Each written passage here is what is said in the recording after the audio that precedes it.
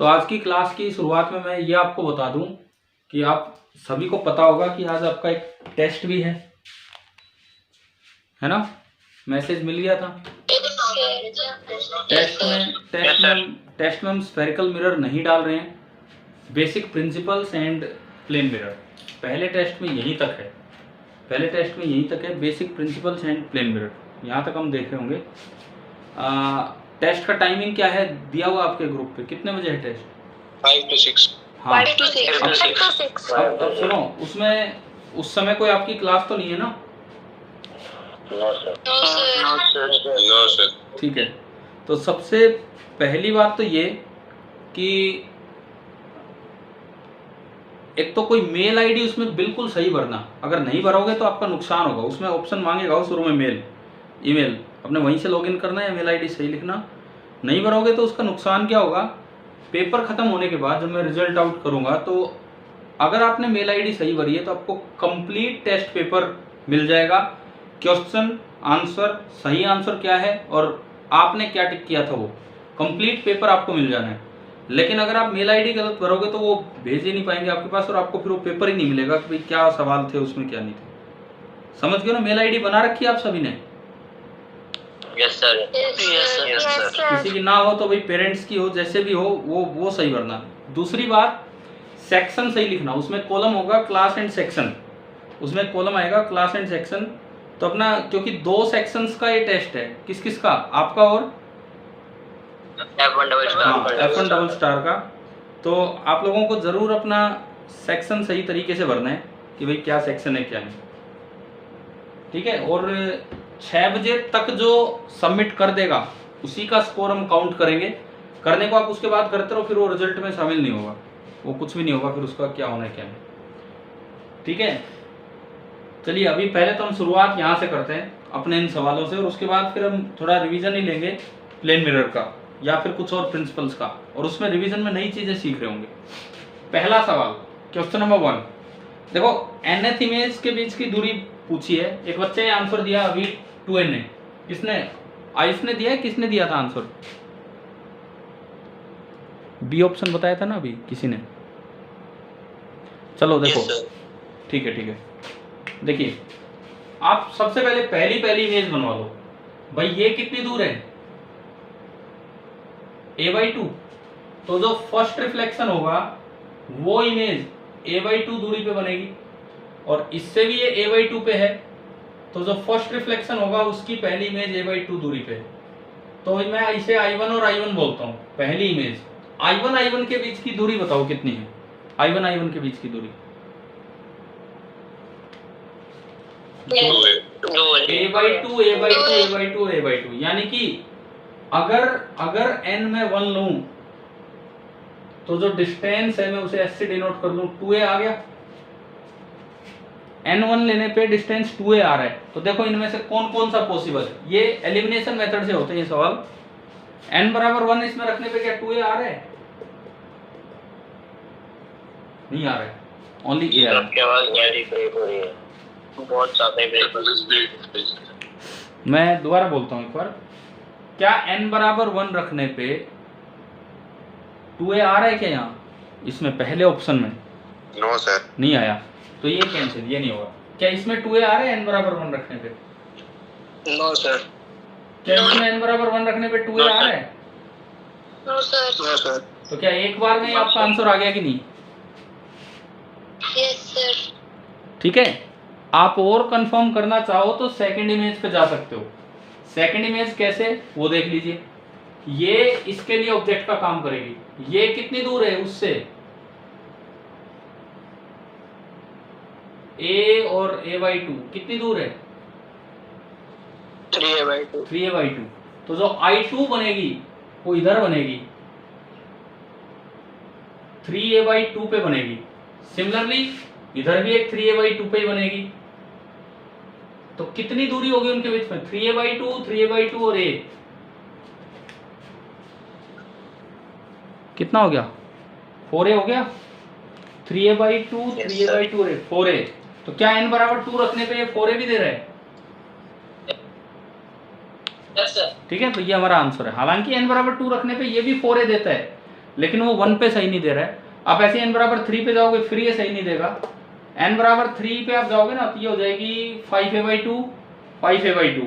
तो 5a/2 और 5a/2 और a कितनी दूरी होगी? 6a। तो n बराबर 3 रखने पे इनमें कौन सा ऑप्शन है जो 6a दे रहा है? B 2na। हाँ जी विशाल, क्लियर हुआ क्या ये पहला सवाल? Yes sir. ठीक है, दूसरे वाला क्वेश्चन देखिए। Second question, total number of reflections including the first one, ये था। अब देखो ये पहली बार में जब ये रे रिफ्लेक्ट होके आएगी तो यहाँ आएगी, ये फर्स्ट रिफ्लेक्शन, ये सेकंड रिफ्लेक्शन, उसमें लिखा है इंक्लूडिंग द फर्स्ट वन। अच्छा ये दूरी है d, मान लो ये दूरी x है, ये थीटा तो ये एंगल भी थीटा, क्योंकि एंगल ऑफ इंसिडेंस बराबर एंगल ऑफ रिफ्लेक्शन। और आप इसमें लगाएंगे tan theta that is equal to x/d। तो यहां से d कितना ना x कितना आ गया? d tan थीटा, यानी कि d tan थीटा चलने पे एक और रिफ्लेक्शन हो गया। ऐसे ऐसे कितने d tan थीटा आप चल पाओगे? टोटल लेंथ l है तो भाई यहाँ तक ठीक है, मैं आता हूँ यहाँ। मान लो ये थर्ड रिफ्लेक्शन हो गया, सपोज ये फोर्थ रिफ्लेक्शन हो गया। इस तरह से आप काउंट करते चलें तो अगर आप बात करें कि ये यहाँ यहाँ यहाँ यहाँ कितनी बार टक्करें हो पाएंगी, तो x, उसके बाद ये x, उसके बाद ये x, उसके बाद ये x। तो अगर ऐसे n कोलिजन्स होते हैं, n रिफ्लेक्शंस, तो n into x is equal to d tan theta, ना क्या कर दिया, n into x is equal to l, total length l है। तो यहाँ से जो नंबर ऑफ रिफ्लेक्शंस आते हैं वो आता है l/x। क्या वीडियो क्लियर नहीं है। अब मैं यस सर क्लियर नहीं। तो एक मिनट मैं इसको दूसरे नेटवर्क पे ले जाके चेक करता हूँ, आप तब तक वेट कीजिए 2 मिनट। अब वो नहीं पता ना दूसरा नेटवर्क ही आ रहा है कि नहीं आ रहा अभी।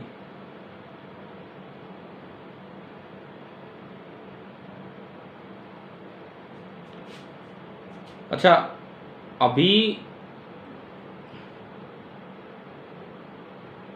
अभी कुछ आएगा कि नहीं इसमें, एक मिनट देखना, मैं बोल तो रहा हूँ। हाँ भाई ये क्लियर है?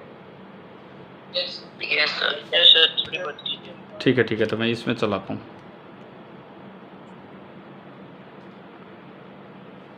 हाँ जी, अब देखिए इसमें दूसरे वाला हम देख रहे हैं। ये बताओ ये n कितना आ गया, ये जो कोलिजन्स हैं। दूसरा क्वेश्चन फिर से बता दो। ये सेकंड ही है, यही चल रहा है।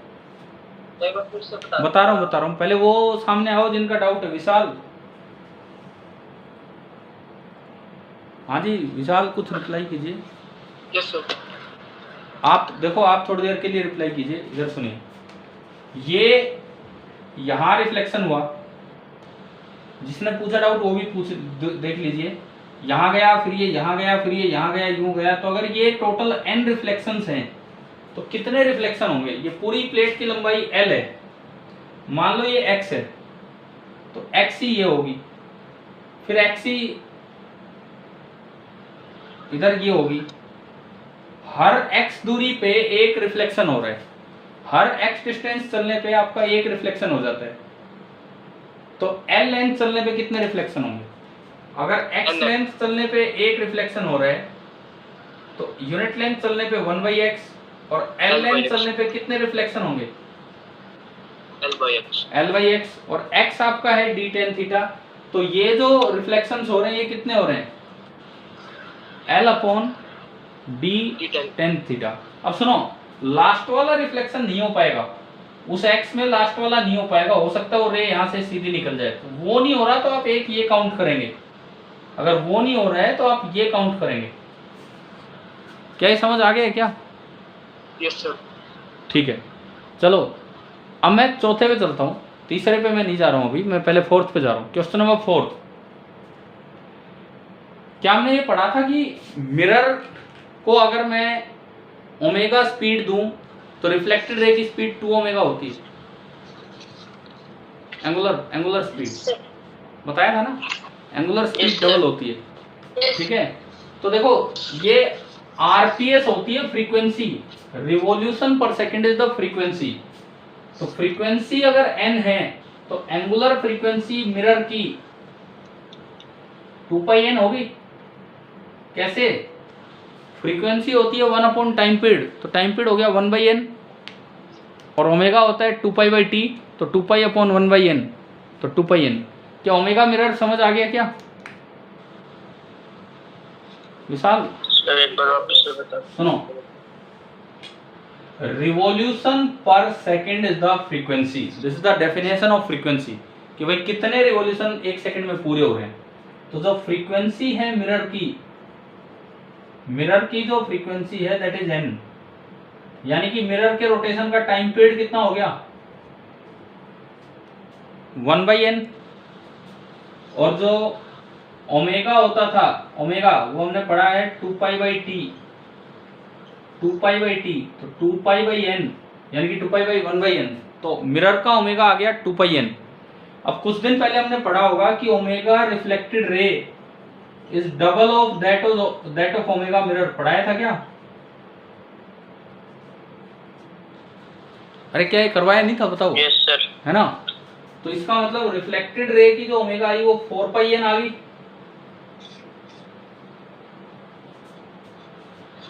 ठीक है। और आपसे पूछिए उसकी स्पीड, r इसका रेडियस है, तो कभी हम 9th क्लास में सर्कुलर मोशन में पढ़ते हैं कि v बराबर ओमेगा r, पढ़ा ये फॉर्मूला हमने कि लीनियर स्पीड बराबर एंगुलर स्पीड इनटू रेडियस। बताओ। Yes sir. तो ये Yes, sir. तो ये इससे आ जाएगा स्पीड ओमेगा से r को मल्टीप्लाई करने पे। अभी विशाल बताओ, एक मिनट, आपको क्लियर है कि नहीं? बिल्कुल यस सर, क्लियर है। ठीक है। और जो तीसरा सवाल है मैं उस पर अभी नहीं जा रहा हूँ क्योंकि मैं कुछ और भी चीजें करवा रहा हूँ, उसका मैंने आपको पूरा जो मैंने डिस्कस किया हुआ है वो वीडियो लेक्चर भेजा हुआ है।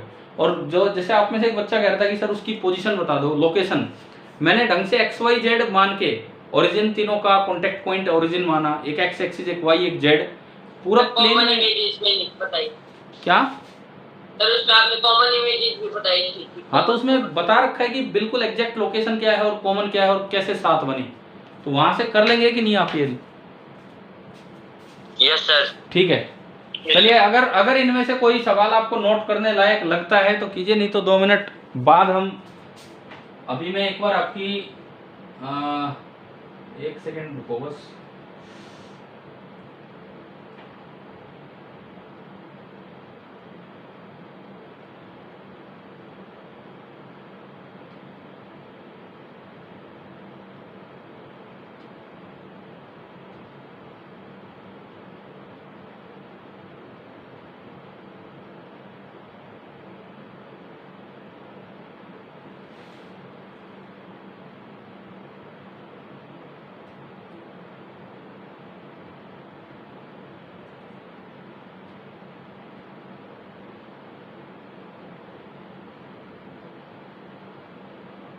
अभी अगर मैं पार्टिसिपेंट्स देख रहा हूं 41 टोटल है, जिसमें से 3 मुझे हटा देने चाहिए। इसका मतलब 38 बच्चे अभी क्लास में हैं।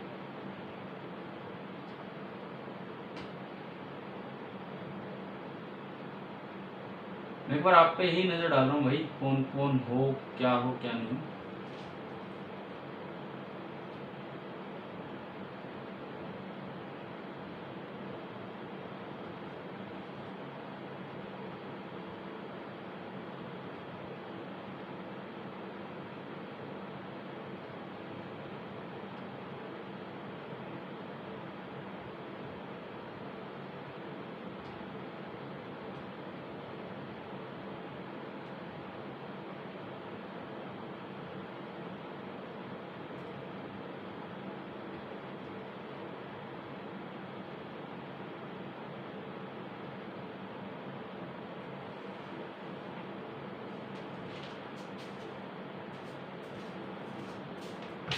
चलिए हम आगे बढ़े, अब इसको हटा दूं ना।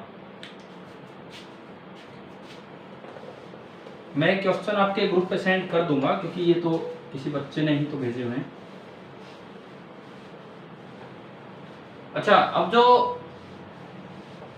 कुछ हम उन पे नहीं जा रहा हूं मैं, जो रे डायग्राम वाला काम था अभी मैं कुछ बेसिक प्रिंसिपल्स या प्लेन मिरर से रिलेटेड कुछ बातें इनका जिक्र कर रहा हूं। थोड़ा सा रिवीजन पार्ट हम ले रहे हैं। सबसे पहली चीज,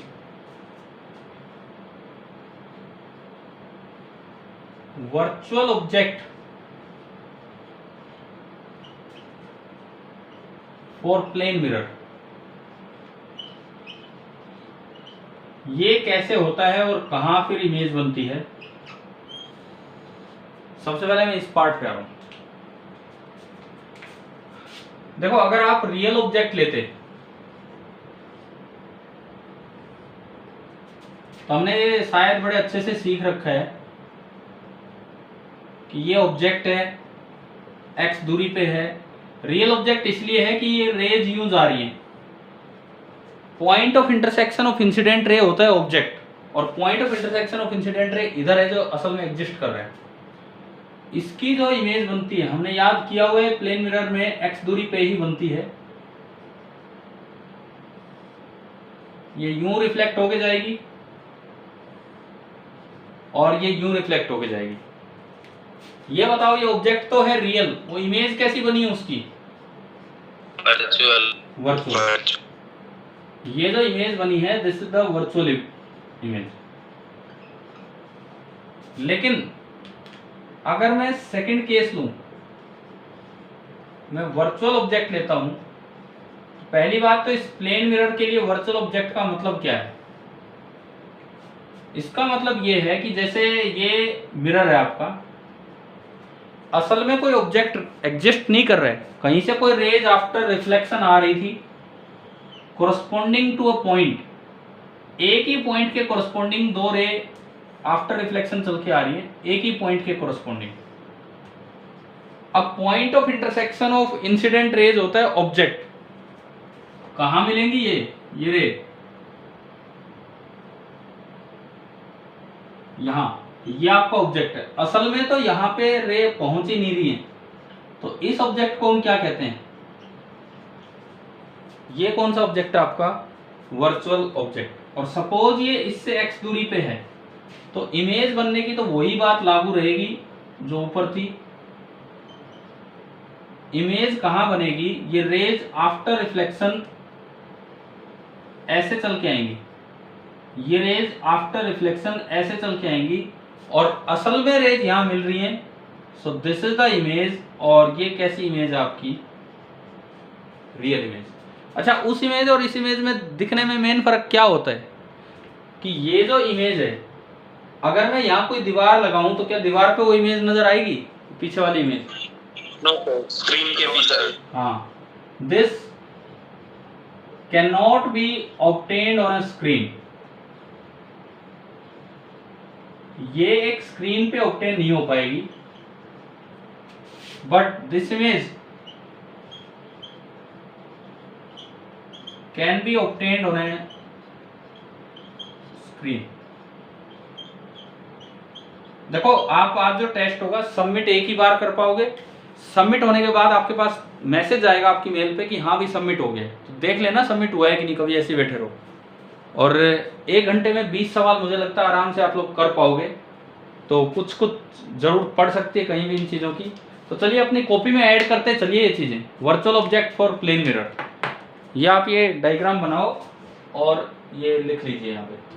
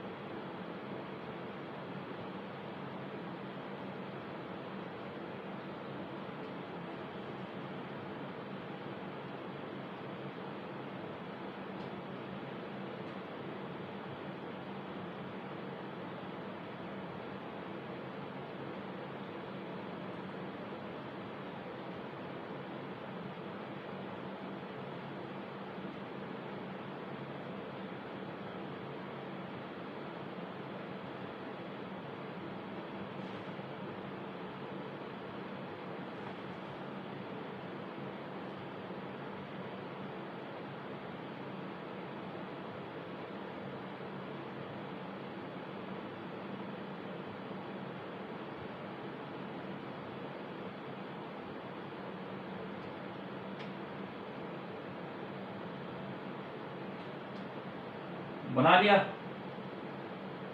नो सर। No sir. कोई नहीं बनी।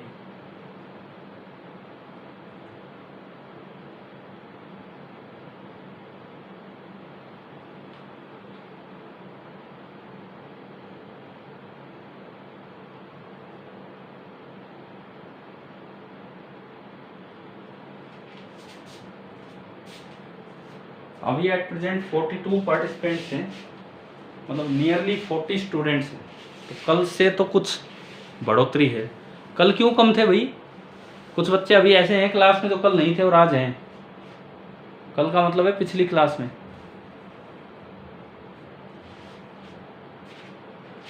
इसे जल्दी बनाओ, 1 मिनट, इसको गीला कपड़ा लेके आता हूँ, फिर अगला पॉइंट पढ़ेंगे।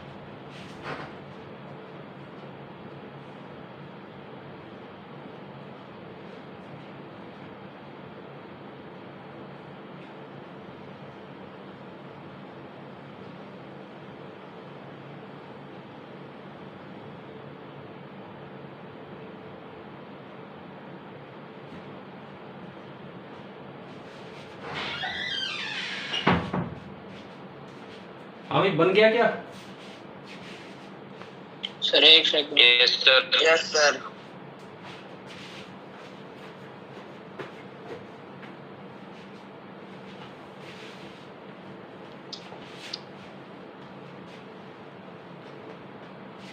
ये हो गया नीचे वाला? Yes sir. No sir. No sir. ठीक है, करो फटाफट करो। No sir. कीजिए आप बनाइए।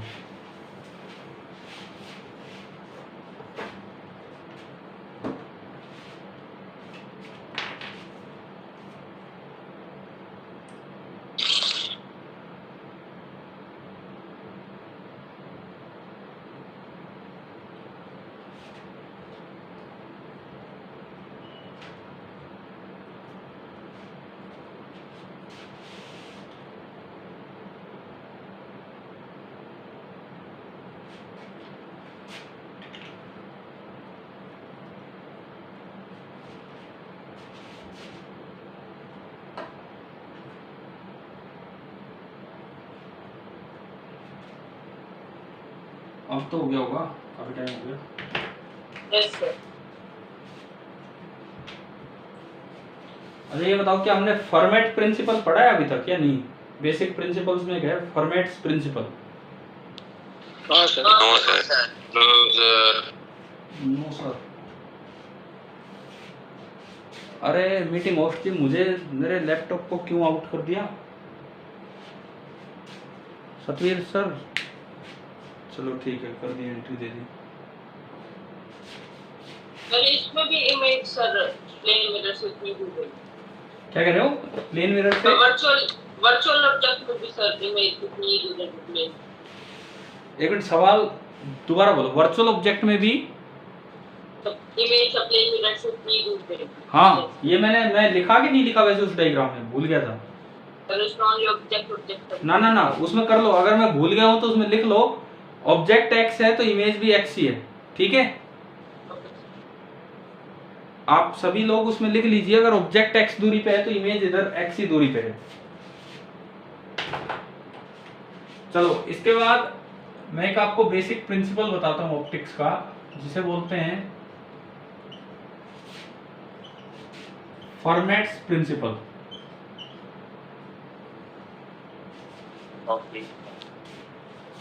देखिए फॉर्मेट ने क्या बताया था, वहीं से लॉ ऑफ रिफ्लेक्शन और आगे रिफ्रैक्शन भी निकल के आए हैं।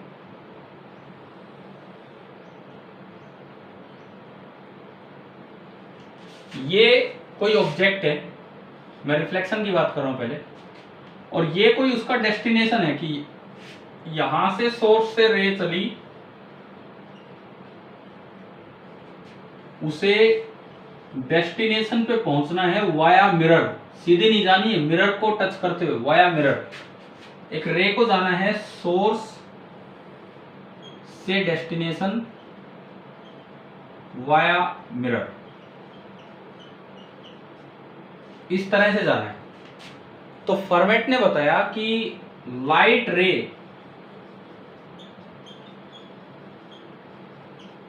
Will follow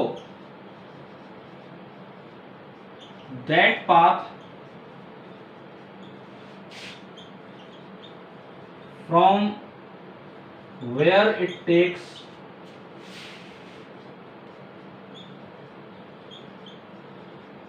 minimum time to reach। बोला लाइट इस तरह से चलती है कि उस रास्ते जाएगी कि यहां से वहां जाने में उसे मिनिमम टाइम लगे। अब जैसे मैं 3 रास्ते अगर बनाऊं, सपोज मैंने एक रास्ता ये ले लिया, ये मेरा कुछ इस तरह का पाथ है कि ये वाला एंगल तो कम है और ये वाला एंगल बड़ा है। मेरा पाथ नंबर 1 मैंने ऐसा दिखाया कि उसमें I1 is greater than R1 ना, I1 is less than R1। मैंने एक पाथ नंबर 2, अब मैं दूसरी साइड बनाऊंगा, पाथ नंबर 2 मैं एक दूसरा पाथ ऐसा दिखा रहा हूं, चल ही नहीं रहा, पाथ नंबर 2 में एक ऐसा दिखा रहा हूं इधर,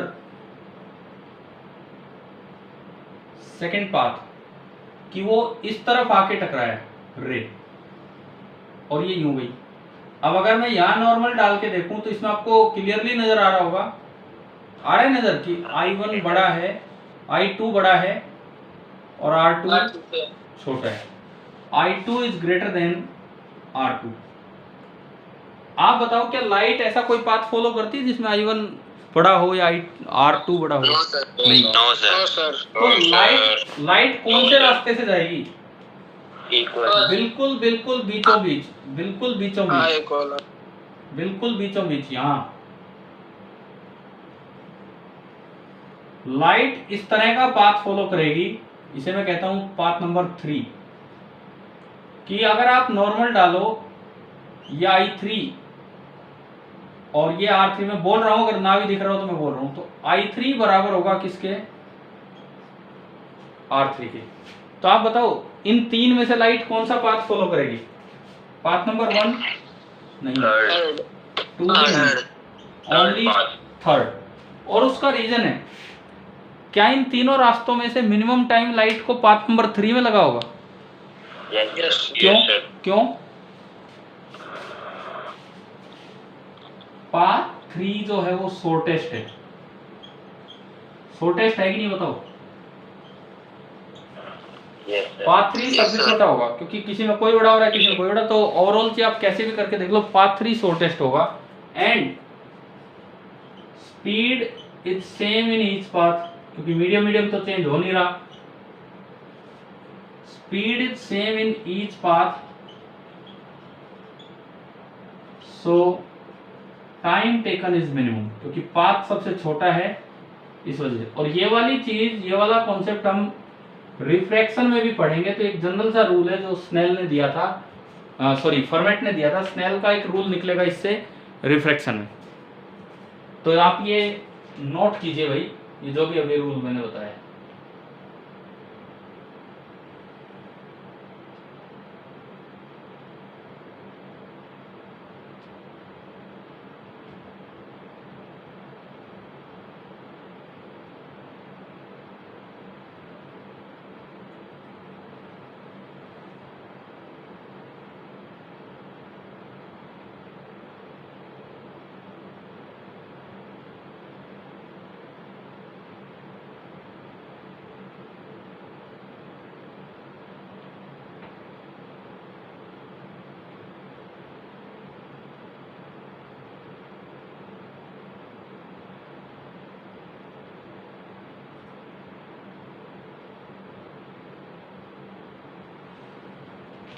अब तो कंसिस्टेंटली 42 पार्टिसिपेंट्स दिखा रहे हैं, मतलब 39 स्टूडेंट्स, क्योंकि 2 मेरे तरफ से कनेक्शन है और एक स्कूल की तरफ से 3 ही हो गए, यानी कि 39 बच्चे वही क्लास में हैं। अभी भी कम है ना, 5-6 तो अभी भी कम है शायद। सर मैथ्स टू मैथ्स 45 आते हैं मैथ्स की क्लास में, कुछ ज्यादा किसी क्लास में। मैथ्स में कितने थे? 46 46 45 हाँ, तो मतलब ये है कि 6-7 बच्चे अभी भी कम है, 6-7 बच्चे। यस मैंने आपके ग्रुप पे सर, उसमें 2 सर और सर भी 2 थे ना। अच्छा पार्टिसिपेंट बता रहे हो क्या आप 46 या इतने? पार्टिसिपेंट बता रहे सर। तो पार्टिसिपेंट तो हमारे 40 कितने हैं, 42 हैं पार्टिसिपेंट। तो चलिए कोई नहीं, देखते हैं अभी और इनको देखेंगे कौन 2-4 हैं, कौन 2-4 हैं यार। आपको नाम पता लग रहा है कौन है, जो ऐसा कौन कौन बच्चा जो अभी नहीं आ रहा है क्लास में अब भी? ठीक है चलो क्लास के बाद देखते हैं, अभी तो चलने दीजिए इस क्लास को। फॉर्मेट प्रिंसिपल आ गया आपको समझ? Yes sir. ठीक है आगे बढ़ता हूं मैं। मिटा दूं, लिख लिया? लास्ट की लाइन मत लिखो। लास्ट की लाइन बोल के बताऊं कि समझ आ रही है? तुम मिटाओ ना मत। ठीक है आप इतने लिखो।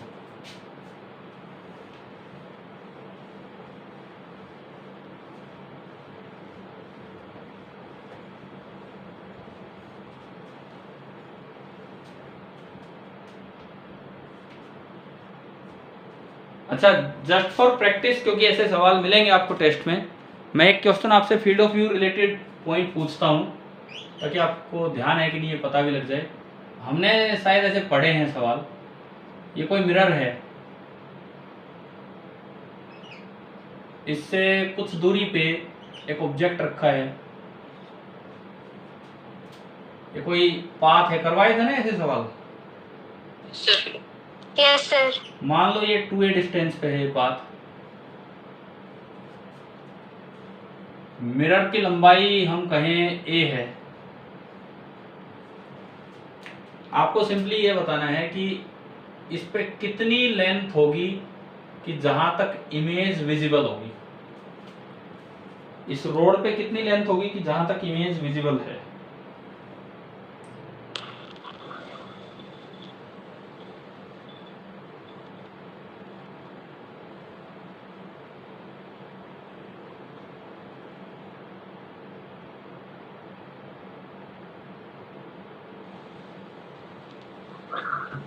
सर 3 है।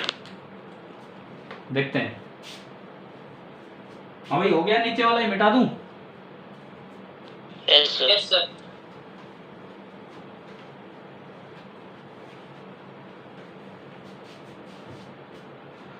देखो सबसे पहले तो इसकी इमेज बना लो, इतनी पीछे बनेगी इमेज भी, a/2 पीछे। उसके बाद उस इमेज का फील्ड ऑफ व्यू बना लो।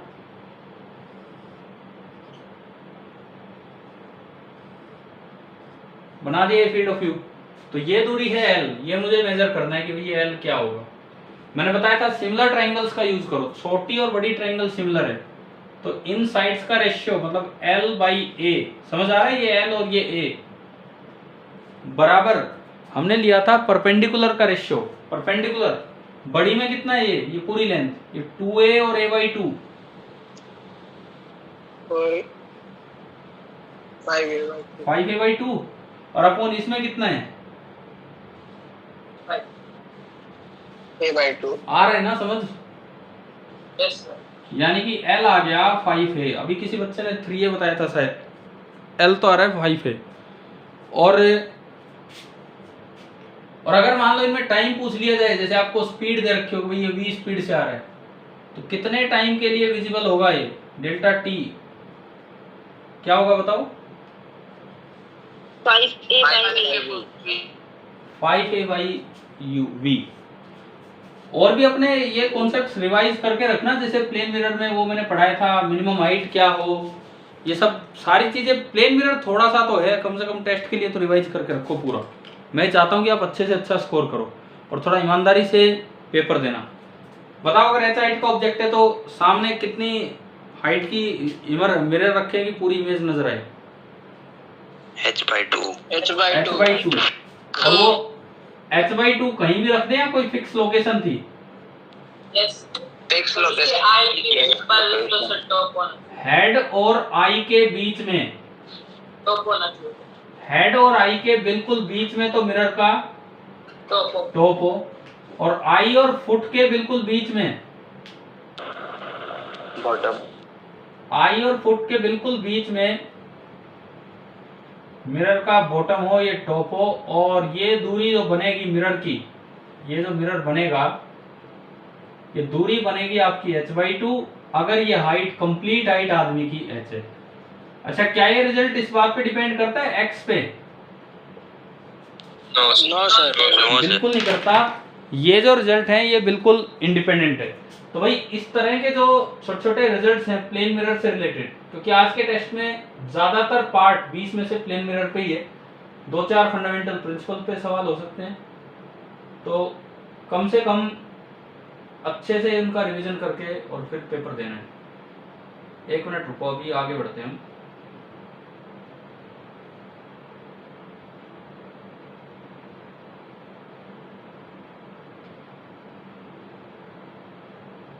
अच्छा, इसके बाद देखो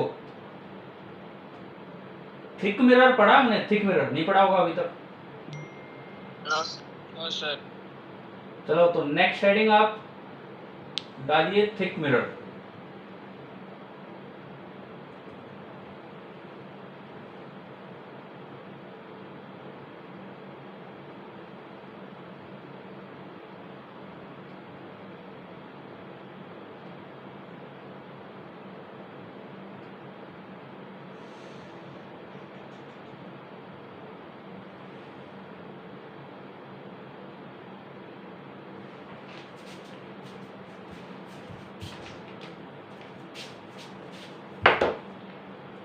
नेक्स्ट हम सीख रहे हैं कि थिक मिरर में कैसे क्या रिफ्लेक्शन होता है, क्योंकि कुछ तो थिकनेस हुआ ही करती है मिरर्स की।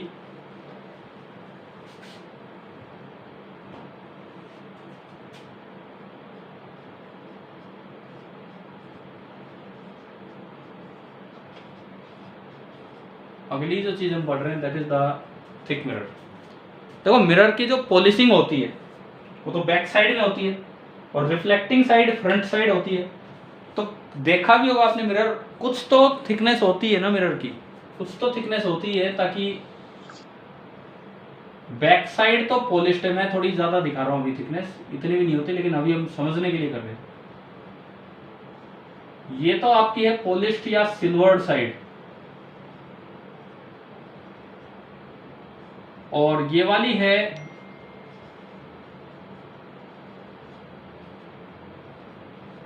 Reflecting side. एक पॉलिश्ड साइड और एक रिफ्लेक्टिंग साइड। देखिए, कोई लाइट रे आई, अब ये एयर है, ये कौन सा मीडियम है? ये डेंस ग्लास होगा, डेफिनेटली ग्लास ही है। तो आपने 8th में तो रिफ्रैक्शन पढ़ा है, अभी भी हम पढ़ेंगे। ग्लास एक ओपेक मीडियम है कि ट्रांसपेरेंट? Glass transparent.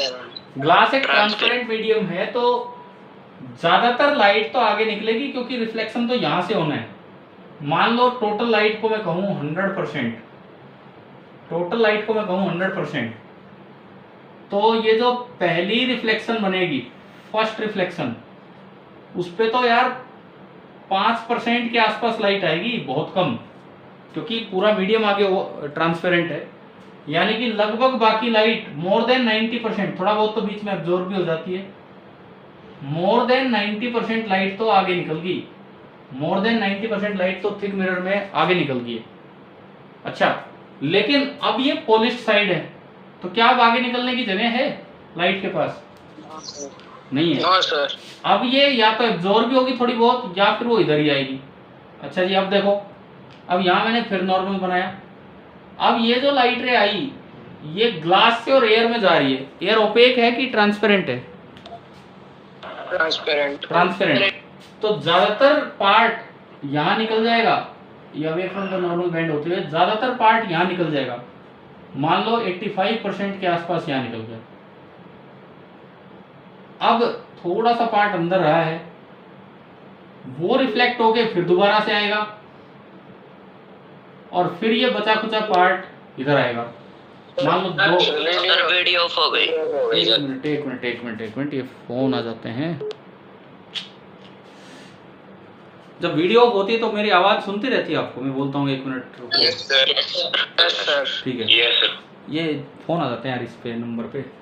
देखो अब आप एक बार एक चीज समझिए, फर्स्ट रिफ्लेक्शन में 5% लाइट आ रही है, सेकंड में 85%, थर्ड में अगेन और कम, तो यानी कि सबसे ब्राइटेस्ट इमेज कौन सा रिफ्लेक्शन में नजर आती है? सेकंड यानी कि second reflection produces the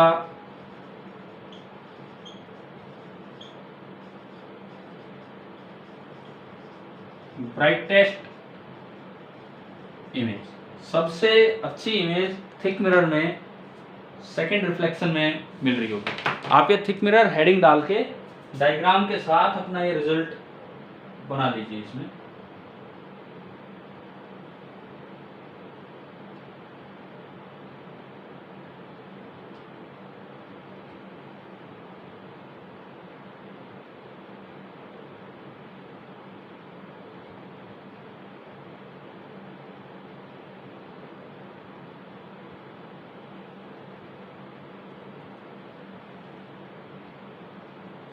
sir हाँ जी बोलो। सर मिरर की पावर कितनी होती है? पावर फोकल लेंथ का रेसिप्रोकल। जैसे पावर हम आगे डिफाइन करेंगे जब हम लेंस पे जाएंगे ना, वहां पावर एक टर्म होती है, जो भी फोकल लेंथ है उसका reciprocal, that is known as the power. ठीक है, लेंस में चलेंगे तब वहां पे पावर और ये सब डिफाइन करेंगे हम। फोकल लेंथ का रेसिप्रोकल जो है वो है पावर।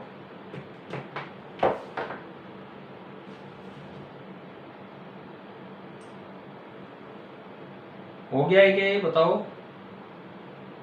No sir. अब इन्होंने पावर की बात की, जैसे मैंने आपको बताया कि फोकल लेंथ का रेसिप्रोकल। अब प्लेन मिरर की फोकल लेंथ कितनी होती है? इनफाइनाइट पढ़ा हुआ है, तो उसकी पावर कितनी होगी? सर एक बार जीरो। ठीक है, ये चाहो तो ये बातें अपनी ऐड कर सकते हो कि प्लेन मिरर की पावर 0 होती है इस तरह से। बाकी हम आगे चल के लेंगे ये पावर वगैरह और ये सब। अच्छा, आपको ये सब अपने फॉर्मूले रिवाइज करके है ना, वो नंबर ऑफ इमेज वाले करवाए थे ना? Yes sir. यस। इवन हो, ओड हो या नॉन इंटीजर हो, ये सारी चीजें। चलिए हो गया, तो मैं आगे बढ़ूं क्या नेक्स्ट कॉन्सेप्ट पे? देखो आज ठीक है टेस्ट है, लेकिन इस बहाने ही हम प्लेन मिरर में कई नई चीजें सीख रहे हैं ना रिवीजन के नाम पे। रिवीजन में कभी भी मैं तो ऐसे नहीं करवाऊंगा कि पुरानी चीज रिपीट कर रहा हूँ, हर बार कुछ ना कुछ नई चीज आई जाएगी। मिटा दूं अब बताओ, हो गया तो? Yes sir. Yes sir.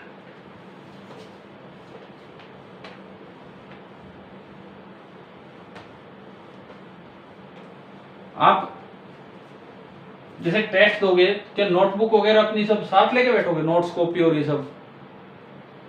No sir. Yes sir. Notebook. भाई ऐसा तो करना मत कि नोट्स कॉपी साथ लेके बैठे हो, 2-3 बुक्स साथ लेके बैठे हो, बोल ढूंढ रहा हूँ, फटाफट ढूंढ रहा हूँ कहाँ सवाल है क्या है। टेस्ट को टेस्ट की तरह देना। और देखो आपको अपना स्कोर पता लग जाएगा। मैंने कहा आप मेल आईडी सही भरना। जब मैं रिजल्ट आउट करूंगा थोड़ी देर में, पेपर पूरा होने के बाद, तो आपके पास आपका कंप्लीट पेपर, सही आंसर क्या है और आपने क्या टिक किया वो, और आपका स्कोर क्या है, कंप्लीटली आपके पास पहुंचेगा। तो आपके पास ही मिलना है, तो आप ढंग से पेपर देना ईमानदारी से, ताकि पता लगे हमें क्या है क्या नहीं। ठीक है, अब देखो मैं एक बार आई कैप जे कैप के कैप नोटेशन में चलता हूँ। आई कैप जे कैप के कैप क्या है, ये किसको बोलते हैं हम, क्या चीज है? Unit vector. Unit vectors of x axis, y axis and z axis. ठीक है, अब मान लो मुझे डायरेक्शन निकालनी है रिफ्लेक्टेड रे की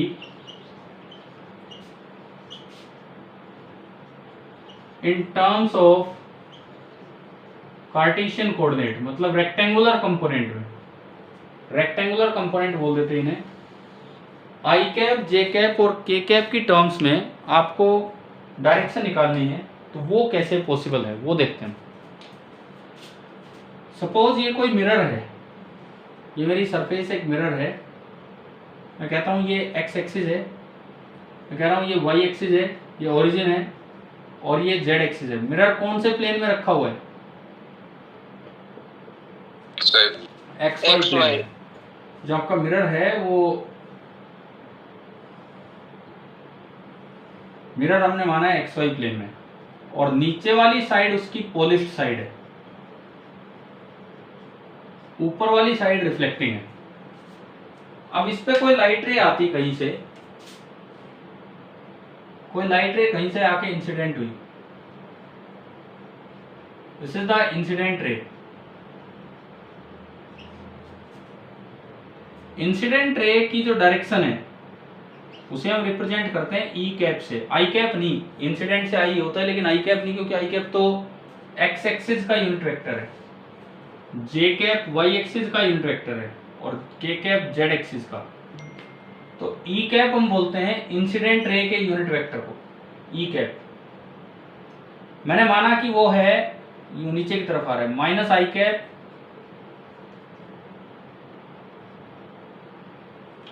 ये देखो, एक मिनट मैं इसमें बनाता हूँ, ये इस तरह से जा रही है आगे, जेड उल्टा लेना होगा, आई कैप प्लस जे कैप माइनस के कैप और यूनिट वेक्टर बनाने के लिए divide by √3। This is the unit vector along incident ray. तो आपसे पूछा जाए कि भाई रिफ्लेक्टेड रे का यूनिट वेक्टर क्या होगा, डायरेक्शन क्या होगी, ये कैसे बताएं? अगर मैं इसकी डायरेक्शन को आर कैप से रिप्रेजेंट करूं, तो अगर इस तरह से सवाल पूछ लिया जाए तो ये हम कैसे बताएं? बताओ आप एक बार सोच के।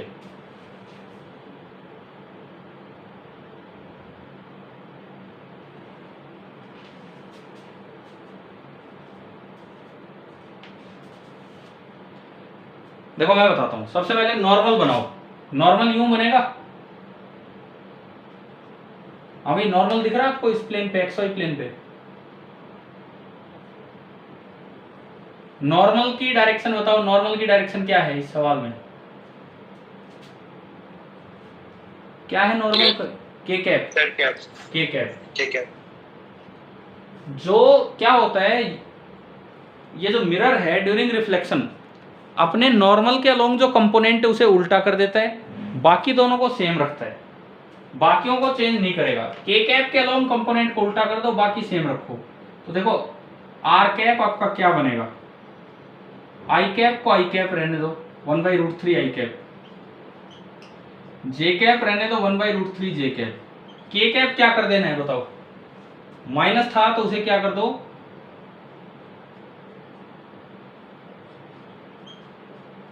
प्लस कर दो। Reverse the component of incident ray e cap along n cap. क्या ये बात समझ आई क्या पॉइंट लिख रहे हैं? हाँ भाई बोलो, ये पॉइंट क्लियर हो रहा है क्या? बताए जिस डायरेक्शन में नॉर्मल है वो वाला कंपोनेंट आप उल्टा कर दीजिए, जो साइन है उल्टा कर दीजिए। तो क्या ये पॉइंट अगर क्लियर हो गया, लेकिन इसमें दिक्कत कहाँ आती है?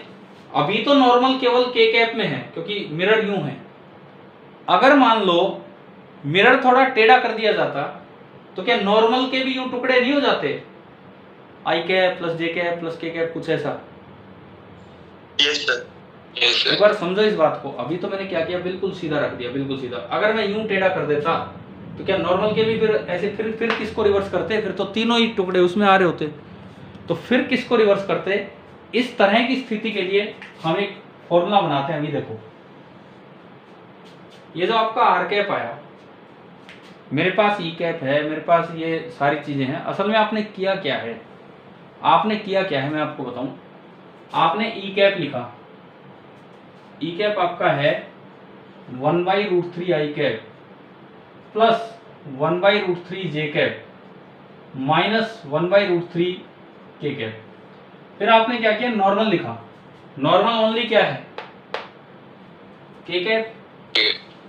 मान लो तीनों भी होते, 0 आई कैप 0 जे कैप, तीनों होते तो भी मैं ABC कुछ ऐसे लिख लेता। अभी ये 1 के कैप, ऐसे 1। डॉट प्रोडक्ट करना आता है हमें? डॉट प्रोडक्ट, आई को आई से, जे को जे से, है ना? याद आ गया? तो आपने क्या करना है, e cap dot N cap करना है, मतलब ई का कंपोनेंट एन की तरफ देखना है। जैसे यहाँ तो सीधा ही दिख रहा था, लेकिन नहीं तो ऐसे कर देना है। फिलहाल तो 1/√3 इंटू 0 0, और ये कितना बन गया -1/√3। इसकी कोई डायरेक्शन नहीं होगी, ये तो डॉट प्रोडक्ट है सीधा। क्या करो, इसका डबल नेगेटिव करके और ई कैप में ऐड कर दो या घटा दो, डबल नेगेटिव करके। क्या मतलब इस चीज का, आप पहले ये निकाल लो 2 टाइम्स ये जो भी कंपोनेंट आ रहा है अलोंग एन कैप। लो मैं पहले फिर दिखाता हूं आपको क्या किया है। ये हमने क्या निकाला, this is the magnitude of e cap along n cap. फिर मैंने कहा था कि ई कैप का वो कंपोनेंट रिवर्स करना है, तो अगर पूरा कंपोनेंट बनाना हो तो उसको एन कैप से मल्टीप्लाई कर दो। E cap dot N cap into N cap -1/√3 times N cap. N cap क्या था आपका इस पर्टिकुलर केस में, -1/√3 टाइम के कैप। ठीक है, अगर कोई चीज का साइन उल्टा करना हो तो क्या करो, उसका डबल नेगेटिव कर दो उसमें से। मतलब आप पहले इसको 2 टाइम्स कीजिए, 2 times E cap dot N cap into N cap, ये आ रहा है -2/√3 के कैप। अब आर कैप चाहिए आपको, तो डायरेक्ट आप कीजिए ई cap -2 times E cap dot N cap, ये एक नंबर आएगा, और इंटू एन कैप। ये मेरे पास एक फॉर्मूले की तरह हो गया। मैं तो आपको जनरल बता रहा हूं कि अगर मिरर का नॉर्मल सीधा ना हो, किसी और डायरेक्शन में हो, तो क्या करना होता है। अब ये पूरा करके देखो, उसमें क्या सेम आंसर आ रहा है क्या। आर कैप बराबर ई कैप ये रहा 1/√3 आई कैप प्लस 1/√3 जे कैप -1/√3 के कैप -2 टाइम्स, तो माइनस ऑफ 2 टाइम्स ये रहा पूरा, माइनस ऑफ -2/√3 के कैप। माइनस माइनस प्लस हो गया, माइनस माइनस प्लस हो गया। और आप देखो जब वो के कैप में लिखोगे, क्या यही आंसर आ रहा है कि नहीं जो इधर आया है। सर ये कैसे आया था, एक बार दोबारा बताना। एक मिनट अभी बताता हूँ, पहले आप मुझे इस बात का जवाब दो, क्या इससे ये आंसर आ गया है क्या। Yes sir. ठीक है, अब मैं आपको एक चीज ये बता रहा हूं कि मान लो जैसे कोई ई कैप होता, मैं यही समझा रहा हूं कैसे है। कोई ई कैप होता है इस तरह से 2 आई कैप प्लस 3 जे कैप -4 के कैप, जो भी है, और मैंने कहा इसको रिवर्स कर दो, -4 के कैप को आपको +4 के कैप करना है। तो इसका मतलब आप क्या कर रहे हो, क्या इसमें आप 8 के कैप ऐड कर रहे हो कि नहीं। अगर ये +4 के कैप होता और मुझे -4 के कैप करना था, तो क्या आपने इसका डबल घटा दिया कि नहीं, -8 के कैप। Yes sir. तो उस चीज को मैंने जनरलाइज किया है फॉर्मूले की तरह। ये तो बड़ा आसानी से तब दिखता है जब नॉर्मल पूरा पूरा एक्स या वाई या जेड में हो। अगर नॉर्मल भी टेढ़ा वेढ़ा हो कहीं, तो मैंने बताया कि पहले आप ई का कंपोनेंट निकाल लो अलोंग नॉर्मल, वो डॉट से निकलता है, ई डॉट एन कैप, वो तो एक नंबर आएगा, वैल्यू आएगी। अलोंग नॉर्मल उसको डायरेक्शन दो, नॉर्मल वाली डायरेक्शन तो इंटू एन कैप कर दो, E cap dot N cap into N cap कर दो। ठीक है, यहां तक आया समझ, E cap dot N cap into N cap. अब अगर आप नॉर्मल के अलोंग कंपोनेंट रिवर्स करना चाहते हो, तो जो भी ये कंपोनेंट आया था उसका डबल करके घटा दो। जैसे अभी मैंने कहा +4 के कैप होता और मुझे -4 के कैप करना था, तो मैं क्या घटाऊं उसमें से, 8 के कैप घटाऊंगा कि नहीं, है ना। तो वो तो केवल के में है तब है, वो तो केवल के में है तब। इन जनरल आपको एक फॉर्मूले की तरह याद कर लेना है कि अगर ई कैप इंसिडेंट डायरेक्शन है, तो जो रिफ्लेक्टेड डायरेक्शन होगी वो इस तरह से निकलती है। डॉट प्रोडक्ट आपको करना था, और ये मैंने इसमें करके दिखा दिया है, ये इस तरीके से आएगा। और भाई ये चीज ढंग से सीखो, बिकॉज आज वाले पेपर में शायद आपको कहीं ना कहीं जरूरत पड़े। तो मैं तो कहूंगा ये फॉर्मूला अच्छे से याद कर लो, इस फॉर्मूले की जरूरत पड़ेगी, अभी याद कर लो, कभी बाद में कॉपी खोल के देखते रहो कि हाँ भाई क्या फॉर्मूला है, चलो देख लेते हैं, वो काम नहीं करना है, पहले बता दी मैंने, यूज होगा। ठीक है, नोट कीजिए एक बार, ये कर लीजिए पूरा।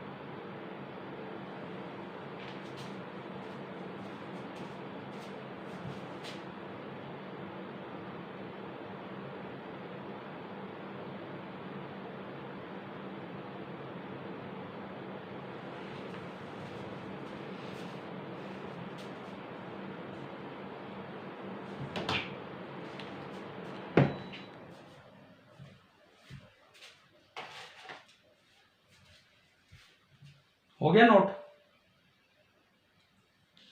No sir.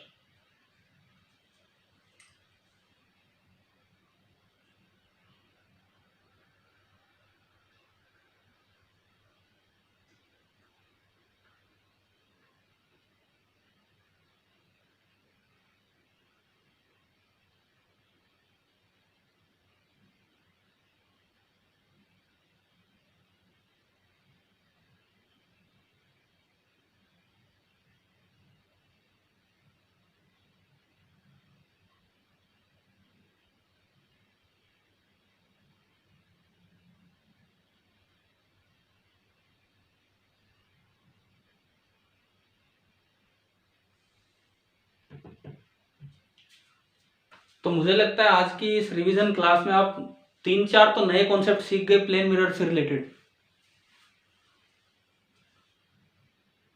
Yes sir. है ना? अब अच्छे से रिवीजन करके अभी आपके पास समय है लगभग 1 घंटे का, क्योंकि 5 बजे आपका टेस्ट स्टार्ट होगा। मैं टेस्ट से पहले आपके ग्रुप पे लिंक सेंड कर दूंगा। मैंने फिर कहा आप अपनी डिटेल्स सही भरेंगे। आपको क्या क्या भरना है बता देता हूँ। टेस्ट का टॉपिक है basic principle of optics and reflection by plane mirror. सबसे पहले मैंने कहा एक ईमेल होनी चाहिए, जायज ईमेल, नहीं तो आपको अपना पेपर नहीं मिल पाएगा बाद में। ईमेल सही भरना, हो सकता है उससे लॉगिन नहीं करना पड़े आपको, देख लेना आप। फिर अपना नाम सही लिखना, पूरा फादर्स नेम लिखना। क्लास एंड सेक्शन एक कॉलम आएगा, उसमें खाली 10th लिख के नहीं छोड़ देना है, समझ गए हो ना आप?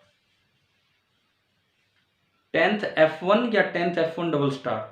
स्कूल का एक ऑप्शन आएगा, लेकिन आप RPS लिख देना, उसमें ओनली बहुत है वो। आप सभी तो एक ही स्कूल के बच्चे हैं, RPS लिख देना उसमें। और उसके बाद अपना पेपर स्टार्ट करना। 4 ऑप्शन होंगे, ढंग से क्लिक करना, लास्ट में सबमिट करना। लास्ट में ऐसा ना हो 2 सवाल करके सबमिट कर दिया, फिर नहीं ओपन होगा आपका दोबारा। और सबमिट होने के बाद आपके पास मैसेज आएगा वापस कि हाँ आपका सबमिट हो गया। चलो तो भाई ठीक है, क्लास ऑफ करें अब आज की ये वाली क्लास। Yes sir. ये 2ecap.ncap ये जो आपने ब्रैकेट में लिख रखा ना, वो एक बार बता दो। ये यस सर। ये कैसे? आर कैप कहाँ पे है? यहाँ पे आर कैप ये रहा ना, ये आर कैप है, ये रिफ्लेक्टेड रे। इससे पहले वाले से इस वाले स्टेप पे कैसे? ये मैं बता रहा हूँ कैसे है। मैंने कहा कि जैसे मैं वही एग्जांपल ले रहा हूँ, वैसे आप ये मैथमेटिक्स में वेक्टर्स में पढ़ेंगे कभी आगे, अगली साल या उससे अगली साल, लेकिन सिंपली मैं आपको बताऊं, अगर मान लो मैंने अभी बताया जैसे के कैप के लॉन्ग नॉर्मल है और इंसिडेंट रे में आ रहा है +4 के कैप, तो मैंने कहा आई को चेंज मत करो, 4 के कैप को क्या कर दो, -4 के कैप। -4 को अगर -4 करना है तो आपने क्या किया, उसमें से क्या घटा दिया 4 में से? -8 सब्ट्रैक्ट किया ना, 8 सब्ट्रैक्ट किया। यानी कि कौन के कैप मतलब n की डायरेक्शन, n के अलोंग वाला कंपोनेंट 4, के कैप मतलब n की डायरेक्शन, n के अलोंग वाला कंपोनेंट था उसमें 4 के कैप। तो मैंने पहले तो n के अलोंग वाला कंपोनेंट निकाला, E cap dot n cap. Clear है? इनटू n कैप करना मतलब उसको वेक्टर बनाया है। जैसे आपने उसमें से जो घटाया था 8 के कैप घटाया था, समझ रहे हो क्या आप? Yes sir. देखिए आपने अभी जो लिया था 4 के कैप था, उसमें ई कैप वाली लाइन में ये था, तो आपने क्या किया, पहले तो 4 उठाया, 4 is the component of e along n cap, N cap मैंने माना है के कैप है, 4 तो है e cap dot N cap, फिर उसको एन कैप से मल्टीप्लाई किया के कैप से, फिर उसका डबल किया ताकि वो 8 बने, और फिर वो घटा दिया ताकि वो 4 को -4 कर दे। तो क्या ये समझ आ रहा है क्या किया है ये? Yes sir. ठीक है, अब ये तो केवल के कैप में सीधा दिख जाता है, नहीं तो हमें वहां पे इस तरह से सोचना पड़ेगा। और भी अपने नॉर्मल से कॉन्सेप्ट्स रिवाइज करके रखना। मोस्टली प्लेन मिरर है, 2-3 बेसिक प्रिंसिपल पे एक आध सवाल हो सकता है, नहीं तो 20 सवाल है जिनमें 18-19 सवाल आपके प्लेन मिरर पे मिल जाने। डेविएशन इस वेक्टर पे भी मिलेगा, बिल्कुल इस पे भी एक सवाल मिलेगा आपको। मैंने अभी बताया था ये फॉर्मूला अपना पहले याद करके जाओ, बाद में कॉपी खोलते नहीं रहोगे। ये देखना आपको डॉट प्रोडक्ट आना चाहिए, कैसे अप्लाई करना आपको सोचना है। और आज 2-3 जो कॉन्सेप्ट्स पढ़े हैं सब पे सवाल मिल सकते हैं। डेविएशन इन रिफ्लेक्शन पढ़ जाना, जो प्लेन मिरर में भी यूज होगा वहां पे कहीं ना कहीं। तो चलिए अब 1 घंटा है, अपना थोड़ा रिवीजन कर लेना, थोड़ा आराम कर लेना और उसके बाद अपना बाय सर। ठीक है, ओके बाय।